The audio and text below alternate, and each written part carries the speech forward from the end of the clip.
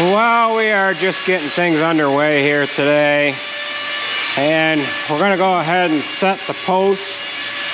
Sarah's just getting the top rail tacked and the back corner. She's got to do the back corners and the front corners, and the boys are doing a service on this loader here. Now, we have run this bucket for the better part of a month now, and it has been working exceptionally well. Must have a bad tip or something. Yeah, this thing's gonna have to have a tip changed or something there. So this bucket's been working really well. The loader was due for an oil change, so I pulled it in here this morning. They're gonna get the oil changed on it, run around it with a grease gun, and then they'll pull that out of here and they can bring the next project in.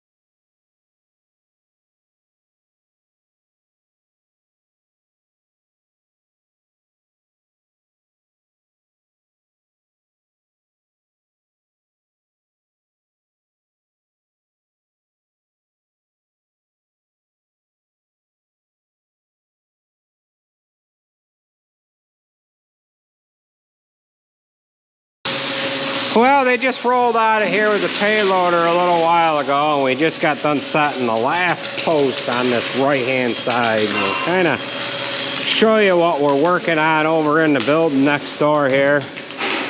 This is my uncle's truck, and it is a mate to the two that we have. These trucks came out of Arkansas. There was 4 of them all together, and I told my uncle about them. We bought the 2 that we had. Once we had taken possession of the first truck, he came over and looked at it, kind of liked it, and he decided to buy one too. The 4th one got sold. I don't know where the 4th one ended up, but they are all identical to each other. They are 2014 Freightliner 114 SDs with the DD13s in them and the Allison automatics. Now, a lumber company owned these previously, and they had one of them Matoff forklifts that went on the back of the flatbed. My uncle plans on using this flatbed as a flatbed still, whereas I've got one that we sold that's ours, and we've got another one that I have not sold yet. So once we get this off, we'll flip it upside down, and what we have to do is we have to cut the sills off of it, move them out, and we actually have to add on to them and make them a little taller. They are currently 8 inches right now. They need to be a 10-inch sill so that they fit over the slide rails. So Nate's getting this skid steer back together. We had a wheel loosen up, ruin the rim on this one side, and we don't know if from when the skid steer came down on the ground, if it jarred that end wheel seal or not. We don't know what happened there, but the end wheel seal was leaking. And Sarge took this apart, and he said, we're gonna need a press to get that inner retainer ring or whatever off of it. So we actually took it over to Kaz, and they rebuilt this outer wheel assembly. We need to get a press here, don't we, Nate? Need a nice 50-ton or even a 60-ton press. And the reason why I'm dragging my feet I'm trying to find one that has the hydraulic press that slides from left to right. They're a little harder to find. They're not hard to find, but they are expensive. More expensive than the ones that just drop straight down. Probably for how much we use it, we could deal with a regular one, but it has to be 50 or 60 tons. What was it that we took up the docks, and his press just about needed all of it to work. It was, I remember what the heck it was. Yeah, we broke a sledgehammer, right? So Jared's working on this 4620, and he's putting a steering valve in it. He's already got the new one in there. I don't know if he's on the internet looking up a couple of things, ordering parts or what, but he's currently not working on it right at the moment here. So the next thing that we have to do on this silage box, and I need to look at that welder because it is skipping and popping, and I don't know if we've got an issue with the liner or what, but she's welding the inside bottoms of the posts, and we could start putting up sheet metal here. See, that's skipping. That should not do that. I've got to take a peek at that. But she's got the bottom of the posts welded. Got some pretty good looking welds here, huh? Nice one there. Decent one there. Over there. Oh, that one. Yeah, that one there. Now this is day 3. Day 3 welding. That's 4. Day 3. So we put all these posts in. We've got them just tack welded, and then we'll go ahead and start standing sheets up here. Once she gets this side done, we can start slamming the sheets together here.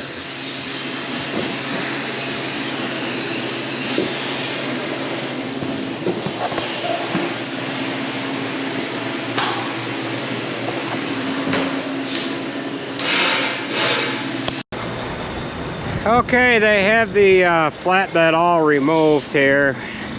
We're gonna get the truck out of the way, set this flatbed down, roll it over, and then bring it back inside. They're gonna start cutting the sills off of it so that we can move them out, so that we can have it set up for a slide rail system flatbed. So we'll go ahead and set this down, and we'll get it flipped over.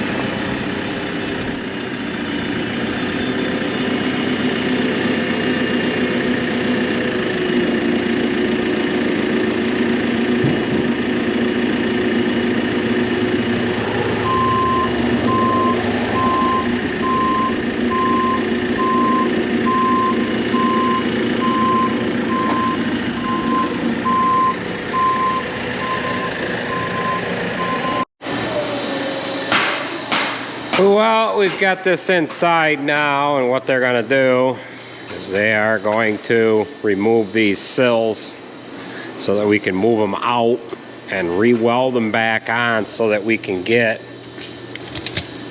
about 31.5 inches in between the sills here. We are not quite 28, so we've got to move out almost 4 inches, so each sill has to be moved over about 2 inches roughly, and then we'll stack a 2x3 by 1/4 inch tube on the bottom of that, and then that'll give it 10 inches of height that we need for the slide rail system.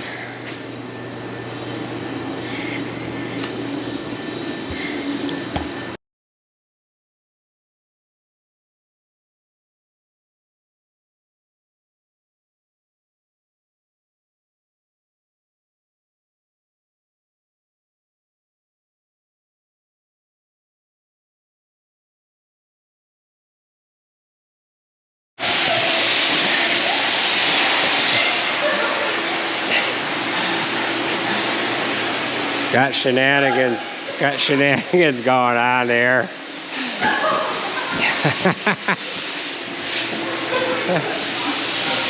All right, we have the side sheets all up. I've got a clamp on each piece of sheet metal. Now what we'll go through and do is we'll put vertical pieces against each post with the trailer spreader bars, and we'll spread the sheet metal out, or the sides out, so that we can tack these sheets down through. We'll have Alex on one side, Sarah on the other, and then I can just keep moving the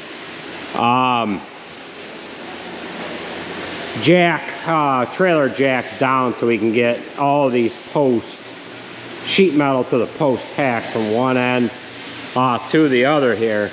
So it's starting to take pretty good shape here now, and it's actually starting to look like something here. So the boys are next door cutting this flatbed apart. They're doing a pretty good job of it. So they're getting her. They should have these sills ripped apart here in about another hour or so. They'll get them released, and then we can bring the jig in. I wasn't thinking correctly. I should have brought this flatbed in the other way so that the front was in the back of the shop rather than the way it is. I don't know if we're going to be able to get that jig up over the top of it all that well or not. We might have to carry this outside, set the jig in place, and then carry it back inside. So Sarge is just doing some cleanup here on this back end. It was kind of all reinforced so that the forklift could come in the back and kind of pry itself in there, or whatever it is there. So they'll get this apart, and yeah.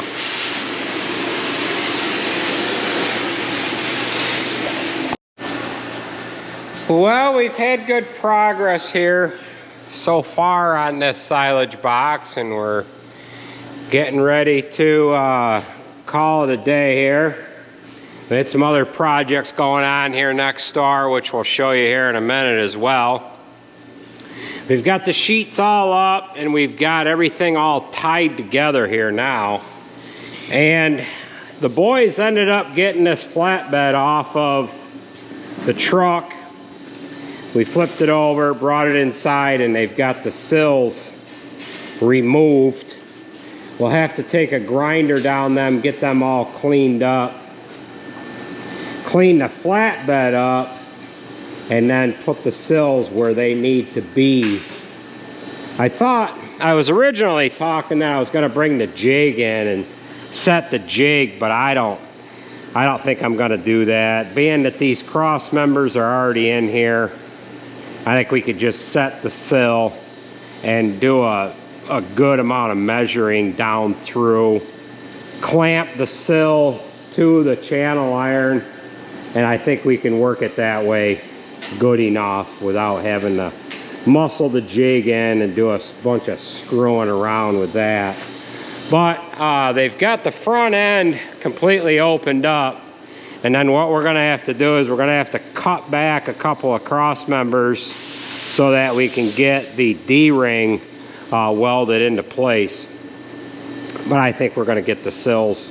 We're gonna worry about getting the sills on first here. So we'll try to come in here with a forklift, grab them sills, get them off in there, or we might, I don't know how we're gonna get them, how we're gonna handle them to get them out and around so that we can grind them down and get them cleaned up. So that is that project, and Jared is working diligently here on getting this steering valve in there, which is different than the valve that he put on the 4020. So we'll join back up with you tomorrow here once we get doing a little more welding and get back on this project here. Well, here we are on these two projects that we're working on. We've got the sheet metal all up and it's all tacked to all of the posts, and now the girls are working on welding the sheet metal to the post, and what they're doing is they're working in sections so as not to warp anything here. So we've got Sarah on the one side, Alex on the other, and then I've been helping these guys back and forth and going from this project over here to this one. They've got the sills removed from the flat bed part of it itself, and we've got the old sills sitting here set up on the jig. And what we're doing now is we've got the old sills gapped the way they should be so that it can slide on the rail system, and we ended up using these short pieces of steel so that we could get the sills perfectly parallel with each other. And we've got to move the jig down towards the end. And what we're going to do with this, talked to my uncle this morning, and I said, you know, the silage bed's going to be 26 foot. This is 24. It wouldn't be any real big deal to add on to this. And he said, you know what, why don't you add on 3 feet? So we're going to make this flatbed here 3 feet longer. So we do have to add, we actually have these sills upside down. We have to add another piece of rectangle tubing on the bottom of this one to get our 10 inch height. And the reason why we need to be 10 inches tall is because the hoist is like 9.5 inches tall, and we need to be able to skid the top of the bottom of the flatbed over the top of the hoist.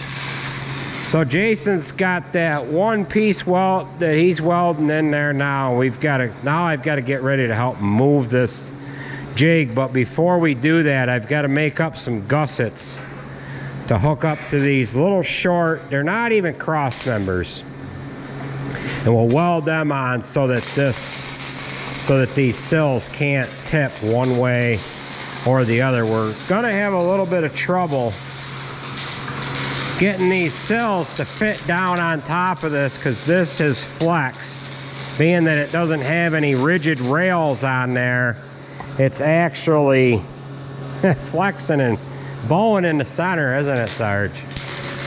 So, but we'll be able to get ahead of that. We'll be able to jack it up.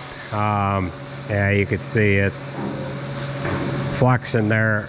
There's a 3/8 by 4 flat bar on this outside, and that is doing all of the support of the long part of this flatbed. This has got 4-inch channel iron for cross members, and we're gonna kind of have to mimic that whole thing, and we'll cut this. What we're gonna do is we're gonna cut this off of here. We're gonna cut a foot off and add 4 foot on, so it's gonna be 27 foot long in the end here.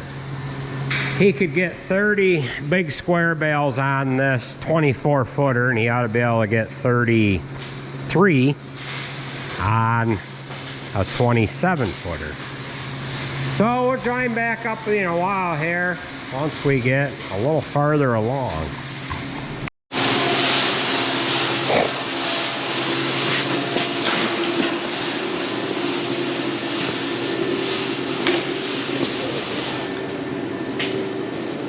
Well, we have these sills ready to set on the flatbed here.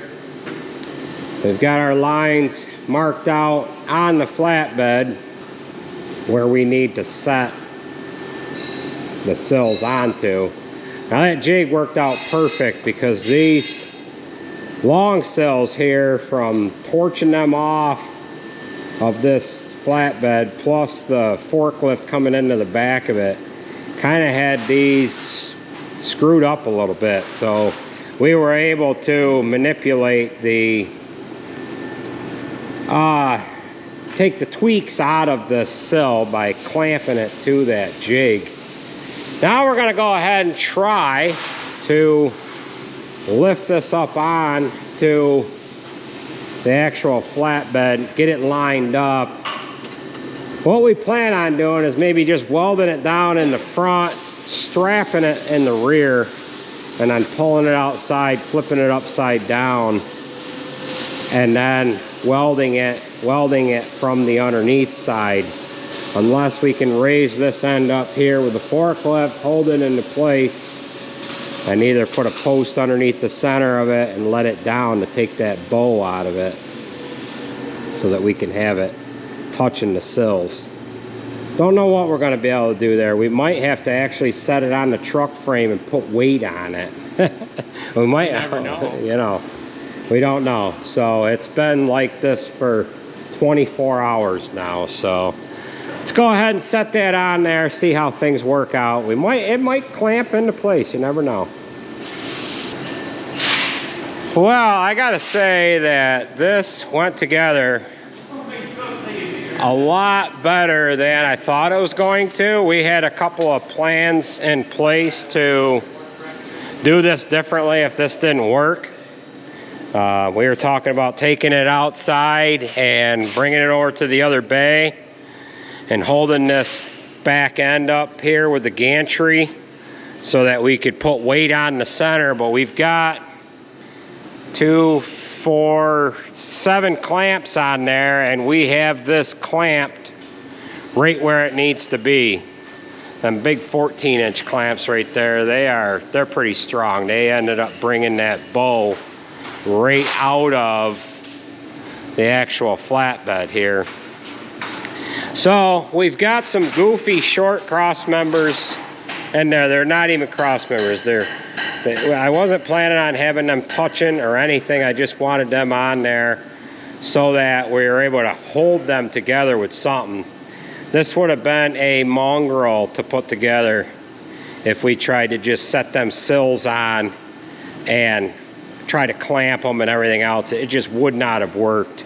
But we have 31.5 inches in the middle here, so it'll slide on to the slide rail system. So we are getting ready to call it a night, and that is going to be it for this video here. Jason brought in some Labatt Blue, and we've got Let's Go USA. I thought that was going to say something else on there, and I imagine they probably would have printed it to have a few more letters starting with B here, but so the girls are moving right along with getting this sheet metal tacked down or welded down, and we'll come back at you here and tomorrow with another one. Take it easy, folks. We'll catch you at the next one. Right, girls? No? No. All right. Take it easy.